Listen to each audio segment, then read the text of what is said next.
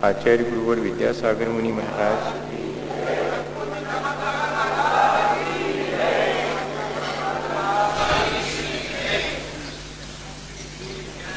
हम सभी लोग भक्ति के माध्यम से अपने जीवन को अच्छा बनाने की प्रक्रिया पर विचार कर रहे थे। एक अकेली भगवान जिनेंद्र की भक्ति भी हमारे जीवन को ऊंचा उठा सकती है। 16 कारण भावनाओं में जब अपन ने एक अर्घ भक्ति भावना पर विचार किया था, तब भी अपन ने यह अनुभव किया कि यदि हम भक्ति को श्रद्धा पूर्वक और भगवान के प्रति, उनके गुणों के प्रति अनुराग पूर्वक करते हैं और उनके जैसे बनने की भावना हमारे भीतर जागृत हो जाती है, तो ऐसी भक्ति भी हमारे जीवन को अच्छा बनाती है। तो इस तरह की भक्ति के लिए कई बार ऐसा लगने लगता है कि ज्ञान चाहिए, भगवान के गुणों का चिंतन करना, उनके गुणों का स्मरण करना, उसके लिए ज्ञान चाहिए। लेकिन वादिराज महाराज भक्ति करते हुए कुछ और ही बात कहते हैं। शुद्धे ज्ञाने शुचिनी चरिते सत्यपि त्वयि अनीचा भक्तिर्नोचेत अनवधि सुखा वंचिका कुंचिके शक्योद्घाटम भवति ही कथम मुक्ति कामस्य पुंसो मुक्ति द्वारम परिदृढ़ महा मोह मुद्रा कवाटम। है आपके पास बहुत शुद्ध ज्ञान, रखे रहो, ऐसा कह रहे हो। सुचिनी चरिते, बड़ा पवित्र है आपका आचरण, रखे रहो। क्या होने वाला है? बड़ा आश्चर्य लगता है। उधर एक तरफ तो हम विचार करते हैं सारी चीजों का ज्ञान के माध्यम से, और लगने लगता है कि बिना हमें तो ज्ञान के और कुछ काम ही नहीं हो सकता। और यहां कह रहे हैं कि आपके पास बहुत शुद्ध ज्ञान है, रखे रहो। क्या होने वाला? आपका बहुत व्रत नियम संयम बहुत है, आपका चारित्र बहुत ऊंचा है आपका, रखे रहो, क्या फर्क पड़ने वाला? तो कहना क्या चाह रहे हैं? क्या इनके बिना हो जाएगा कल्याण? नहीं, ऐसा नहीं कहना चाह रहे हैं। इनके बिना भी कल्याण होगा नहीं, लेकिन इनके द्वारा ही कल्याण हो जाएगा, ऐसा भी नहीं है। शुद्ध ज्ञान के मायने हैं ऐसा ज्ञान जो है स्वतंत्र कर दे, हमें मुक्त कर दे। और ऐसा ज्ञान वो तो श्रद्धा पूर्वक ही होगा। तो श्रद्धा से रहित जो ज्ञान है, जो मुक्ति में कारण नहीं है, वो वाला ज्ञान कितने भी अपने पास रखे रहो, कुछ नहीं होने वाला, ये कहना चाह रहे हैं। बिना श्रद्धा के कितने ही व्रत उपवास नियम का पालन कर लो, जिनेंद्र भगवान के मार्ग पर चलते हुए अगर उनके मार्ग में श्रद्धा नहीं है, तो वो किया हुआ चारित्र का पालन भी कोई ज्यादा जीवन को अच्छा बनाने में कारण नहीं बनेगा, ये कहना चाह रहे हैं। बहुत किसी व्यक्ति को तत्व ज्ञान हो सकता है, बहुत तत्व चर्चा कर सकता है, लेकिन जरा सी विपरीत परिस्थिति में विचलित भी हो जाता है, तो उसका वह तत्व चर्चा और तत्व ज्ञान उसके आत्म कल्याण में कारण नहीं बनेगा, ये कहना चाह रहे हैं। कोई व्यक्ति घंटों व्याख्यान दे सकता है, लेकिन जरा सी बात पे हो सकता है कि कलह करने लगे, तो कहते उसका वह व्याख्यान व्यर्थ हो गया। कोई व्यक्ति 11 अंग और 9 पूर्व का पाठी विशिष्ट ज्ञान का क्षयोपशम होने पर प्राप्त कर सकता है इतना ज्ञान, लेकिन भीतर में भगवान जिनेंद्र के प्रति श्रद्धा नहीं है, तो उसका यह अपार ज्ञान भी उसके कोई नहीं आएगा। जिस ज्ञान से कुछ थोड़े से प्रश्नों का समाधान मिल जाए, लेकिन जीवन समस्याओं से घिरा रहे, वो ज्ञान कोई काम का नहीं। ज्ञान वो है जो कि जीवन का समाधान दे सके, और ऐसा ज्ञान बिना श्रद्धा के हो नहीं सकता। इसलिए कह रहे हैं कि आपके पास बहुत ज्ञान है, बहुत आपका आचरण है अच्छा, शुद्धे ज्ञाने सुचिनी चरिते सती अपि त्वयि अनीचा भक्तिर नोचेत। अगर ऐसा होने पर भी भगवान के प्रति अनीचा भक्ति अर्थात श्रेष्ठ उत्कृष्ट भक्ति नहीं है, अगर भगवान के प्रति, जो कि वंचिका कुंचिकेयम, वह जो भक्ति है वो तो कुंची के समान है, वो तो ताली के समान है, चाबी के समान है, अगर वो नहीं है तो मोक्ष पर उसके दरवाजे पर लगा हुआ ताला वो खुल नहीं सकता। किस चीज का ताला लगा हुआ है? मोह मुद्रा कवाटम, मोक्ष के द्वार पर मोह का ताला लगा हुआ है, और उस मोह के ताले को ज्ञान और बाह्य व्रत नियम नहीं खोल सकता। खोल सकती है तो भगवान जिनेंद्र की भक्ति रूपी चाबी उस ताले को खोल सकती। बताइए, वादिराज महाराज के भक्ति करने का ढंग, उनके भक्ति करने की भावना, ये नहीं कह रहे हैं वो कि आपके ज्ञान और आचरण से कुछ नहीं होने वाला। वो ये कहना चाह रहे हैं कि ज्ञान और आचरण के साथ अगर भक्ति नहीं है तो ऐसे ज्ञान और आचरण से कुछ नहीं होने वाला। वो भगवान की भक्ति यानी कि सम्यक दर्शन, वो अगर हमारे जीवन में नहीं है, अपनी भक्ति कैसी होती है? नीचा भक्ति होती, अनीचा नहीं होती। अनीचा भक्ति वो कहलाती है जिसमें कोई स्वार्थ नहीं होता भगवान की भक्ति करते समय, जिसमें कोई देखा देखी नहीं होती, गतानुगतिकता नहीं होती, जिसमें किसी परंपरा के निर्वाह करने की बात नहीं होती, जिसमें आत्म स्वरूप को देखने, उसे प्राप्त करने की भावना होती है, वो भक्ति। जिसमें हम अपने ही आत्म स्वरूप का दर्शन करते हैं, अपने ही उस वीतराग स्वरूप में लीन होते हैं, वो भक्ति। भक्ति वास्तव में भगवान के स्वरूप में लीन होना यानी अपने ही वीतराग स्वरूप में लीन होना है।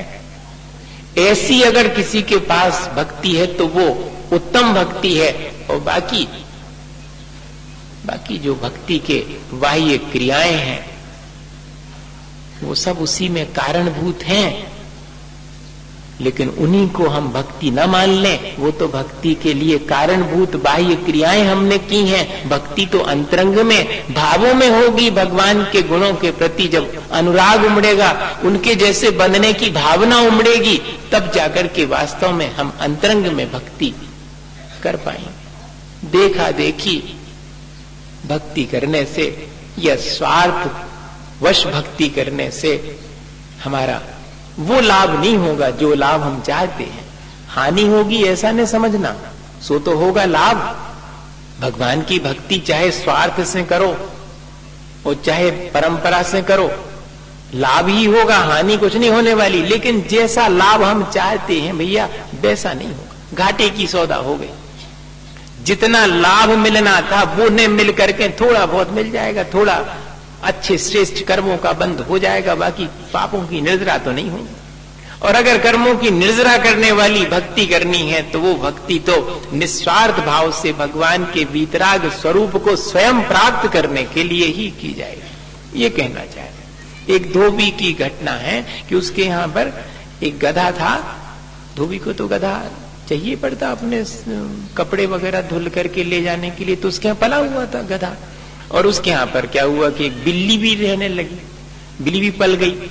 तो बिल्ली ने दिए बच्चे, अब वो छोटे छोटे से बच्चे थे, तो वो उसको गोद में ले लेता, और गोद में ले लेता तो वो बच्चे उसका मुंह भी सूंघते और उसको पंजे भी मार देते। पर ऐसा करने पर भी वो जो मालिक था तो वो उसको बहुत प्यार करता। तो गधे के बच्चे ने भी सोचा कि ऐसा मैं करूंगा तो मुझे मेरा मालिक बहुत प्यार करेगा। अब बताओ, अगर बिल्ली के बच्चे जैसा गधे का बच्चा भी वैसे ही प्यार व्यक्त करने लगे तो होगा कुछ काम। आया समझ में? भैया भगवान के प्रति अनुराग हमारे अंतरंग से होना चाहिए। जे करते हैं वे करते हैं, करो चाहिए इसे करो, ऐसा नहीं। हमारे अंतरंग में देखा देखी नहीं, स्वार्थवश नहीं, मेरे आत्म कल्याण की दृष्टि से मैं अपना कर्तव्य मान करके उसको अंगीकार करूं भक्ति को, तो वो भक्ति इतनी आसानी से हमारे जीवन को अच्छा बना सकती कि हम सोच भी नहीं सकते। ज्यादा मेहनत करने की आवश्यकता नहीं। हमारे ख्याल से तो जितनी संसार में हम मेहनत करते हैं वो करना छोड़ देवें तो हमें आसानी से मेहनत कौन सी करना पड़े। राग द्वेष में मेहनत करने भैया, और काय की मेहनत। हमारे ख्याल से तो जितनी मेहनत राग द्वेष कर रहे हो तो वीतरागता में भैया आज तक कोई बताओ। वीतराग भाव रखने में कोई मेहनत नहीं है। सारी मेहनत संसार में है तो राग द्वेष की मेहनत है। लोग कहते कि महाराज आप दिन भर काम में लगी रहे, थक जात हुई हो। हमने कि हम नहीं थकत, हम जब थकत जब कोई राग द्वेष करने लगत तो थक जात। अब भाई हमसे नहीं हो जो, और कोई कहीं कोई मेहनत नहीं करनी पड़ती। वीतराग भाव धारण करने में तो कोई मेहनत नहीं, और वही भक्ति का उद्देश्य है। उस वीतराग भाव को कहीं कोई परिश्रम की वहां पर आवश्यकता नहीं है। प्रच्छन्ना कलवय मगमयी रंधकारई समन्तात् पंथा मुक्ते स्फुटित पदा क्लेशगर्तै रगादई तत्कस्तेन व्रजित सुखतो देव तत्त्वावभासी यद्यग्रे अग्रे न भवति भवद भारती रत्न दीपा। वादिराज महाराज फिर भगवान की भक्ति करते हुए आगे कहते कि भगवान ये जो मोक्ष का मार्ग है, पंथा मुक्ते, यह जो मोक्ष का मार्ग है प्रच्छन्ना, ढक गया है। कैसे ढक गया भगवान? किसी ने ढक दिया क्या? नहीं, मेरे ही पापों से ढक गया है। जैसे अंधेरे से मार्ग ढक जाता है सो सूरज की रोशनी आने पर वह पुनः प्रकाशित हो जाता है, ऐसे ही कोई मेरे मोक्ष मार्ग को आकर ढकता नहीं है। मेरे मोक्ष मार्ग को मैं ही अपने पापों से ढक लेता हूं। क्लेश गर्तई रगादई स्फुटित पदा, और ऐसी स्थिति में जब मैं उन पापों में लिप्त होकर के अपने मोक्ष मार्ग को ढक लेता हूं तो फिर मेरे पैर भी उस मोक्ष के मार्ग में ऊंचे नीचे पड़ने लगते हैं, क्योंकि मार्ग तो उबड़ खाबड़ है। जब पाप से ढका हुआ है तो दिखाई ही नहीं पड़ेगा, और उस पाप के उदय में उस मार्ग में गड्ढे बहुत हो जाते हैं। कौन से गड्ढे? क्लेश गर्तई रगादई है, बहुत बड़े बड़े क्लेश के उसमें गड्ढे भी हैं। अब बताओ भगवान की ऐसे में उस मार्ग पर कोई चले तो कैसे चले? वाह, उतरो नीचे, वाह भाई वाह। उसको वो दिख गया ऊपर, खाने की चीज लग रही उसको। इधर से ठीक बैठेगी, वो उसके नीचे बैठ जाती है। तो यह जो मोक्ष का मार्ग है वो तो अत्यंत प्रकाशित है, लेकिन उस मोक्ष के मार्ग को मैंने ही अपने पापों से ढक रखा है। अगर मोक्ष के मार्ग में मुझे परेशानी होती है तो मेरे अपने उन्हीं पाप कर्मों की वजह से होती है। अगर कोई क्लेश होता है तब वह भी मेरे ही अपने कर्म के उदय से होता है। बस वो दीपक गिरा न ले अपने ऊपर, इतना ही है।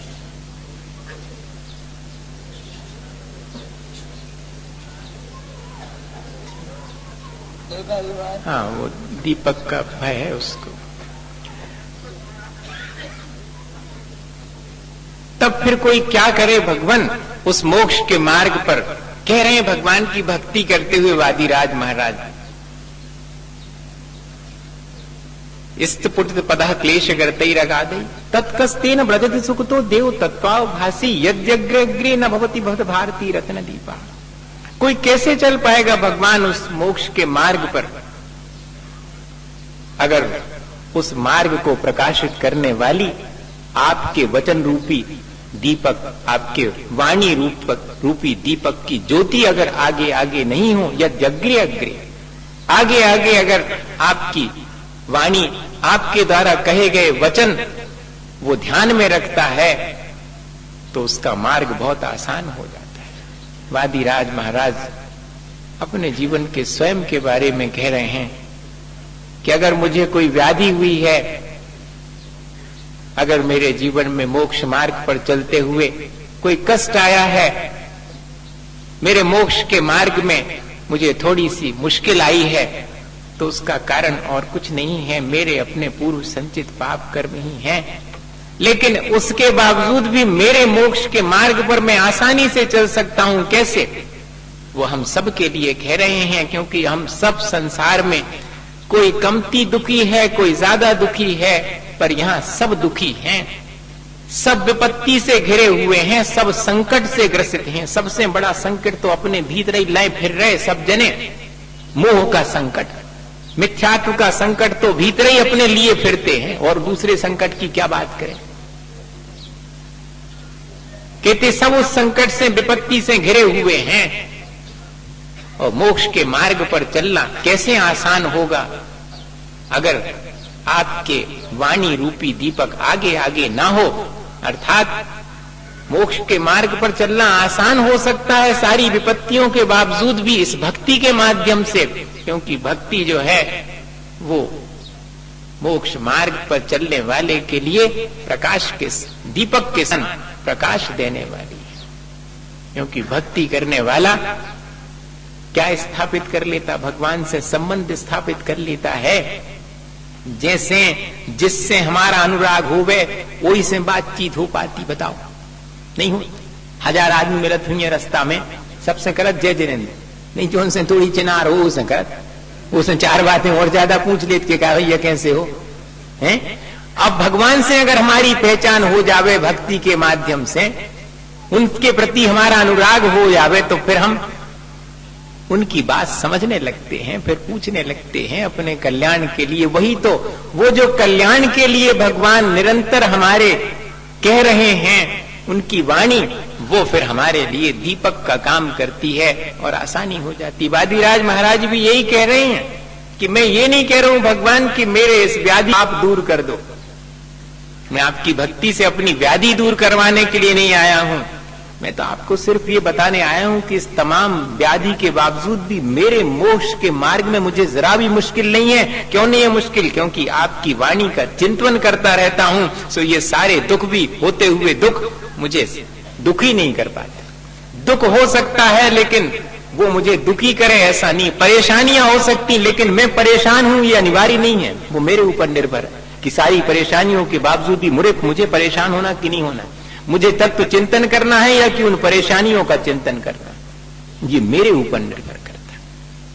इसलिए मोक्ष मार्ग इस तरह की स्थिति निर्मित होने पर भी भक्ति के माध्यम से तमाम विपत्ति और संकटों के बावजूद भी भगवान का भक्त अगर कोई है तो आसानी से उस मार्ग पर बिना किसी बाधा के चलता रहता है। क्यों? क्योंकि उसको सहारा है, उसको प्रकाश दिखता रहता है कि भगवान ने तो मुझे ये कहा था, मेरा स्वरूप तो ये है, मैं कहां जो है इसमें पड़ गया। 4 मेढक थे, एक पटिया पर बैठे और नाव में बह रहे थे।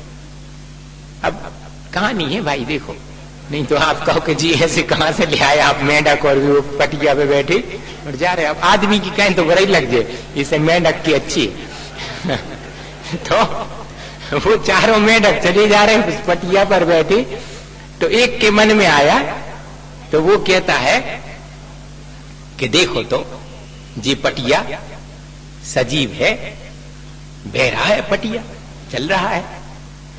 दूसरा तो 3 ने सुना तो एक से रहा नहीं गया, कह ले बुद्धू हो तुम हैं, कहीं पटिया सजीव होता है क्या? वो चलता है? अरे पानी बह रहा हो सो पटिया बह रहा हो। तो दूसरे ने अपनी बात कह दी कि पानी की वजह से पटिया बह रहा हो। अब तीसरे को कहां शांति? कह ले सुनो, ने पानी बह रहा हो ने पटिया बह रहा हो, अपने मन में विचार बह रहे सो अपन खुया सो लग रहा हो। वो भी बिल्कुल सही था, वो भी नहीं थी, सब एक दूसरे से ज्यादा जबरदस्त। अब चौथा वाला जो है वो, अब लेकिन तीनों अपनी अपनी बात पे अड़े। पहला कहता है कि पटिया बह रहा, दूसरा कहता नहीं पानी बह रहा, तीसरा कहता है कि अरे ये तो विचारों का प्रवाह है। चौथा चुपचाप बैठा हुआ है। भगवान की वाणी तो कैसी है? वस्तु स्वरूप को, हमारे आत्म स्वरूप को यथावत दिखाने वाली है, किसी एक पहलू से नहीं, वो तो समस्त समग्र वस्तु को दिखाने वाली ऐसी वाणी का आलंबन कोई लेवे तो फिर देखिएगा कि कैसे उसके मोक्ष मार्ग में बाधा आ सकती है, कैसे उसको संसार के दुख सुख जो है वो तकलीफ दे सकते हैं। ये कहना चाह रहे हैं भक्ति के माध्यम से। तो चौथे वाले से पूछा कि का भैया तुम भी तो कहो कछु। सो कह ले तुम तीन ही जने सही हो, हमें जई कहने और कछु। अकेले लड़ो ने कि नहीं पटिए ही सही है, बैरव है कि नदिये ही बह रही के विचार ही, तीनों चीजें सही है। लेकिन कहते हैं कि उन तीनों को जा बात नहीं जमी, सुबह उचके सो तीन ही डूब गए। अपने साथ भी यही है, अपना ज्ञान इसी तरह का है, वो हमारे लिए ज्योति नहीं दे पाता। भगवान की वाणी तो अपन को मिली, वो ज्ञान तो अपन को प्राप्त हुआ, लेकिन कौन सा ज्ञान सही है? सापेक्ष ज्ञान ही सही है। भगवान की वाणी तो उसी अनेकांत स्वरूप का हमें दर्शन कराती है, जिसके माध्यम से हम हर परिस्थिति का विचार करके सापेक्ष रूप से और अत्यंत समता भाव को धारण कर लेते कि ठीक है, इस अपेक्षा से ये बात ठीक है, इस अपेक्षा से ये बात ठीक है, क्यों संकलेश में पड़े, क्यों राग द्वेष में पड़े। यही तो भक्ति हमारे लिए जीवन को अच्छा बनाने की प्रेरणा दे रही है।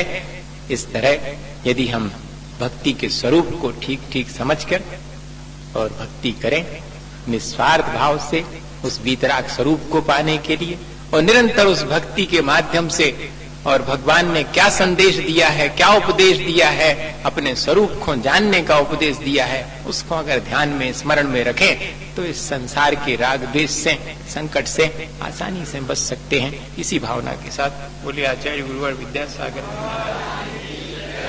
हे गुरुवर शाश्वत सुख दर्शक, यह नग्न स्वरूप तुम्हारा है। जग की नश्वरता का सच्चा निग दर्शन करने वाला है। जब जग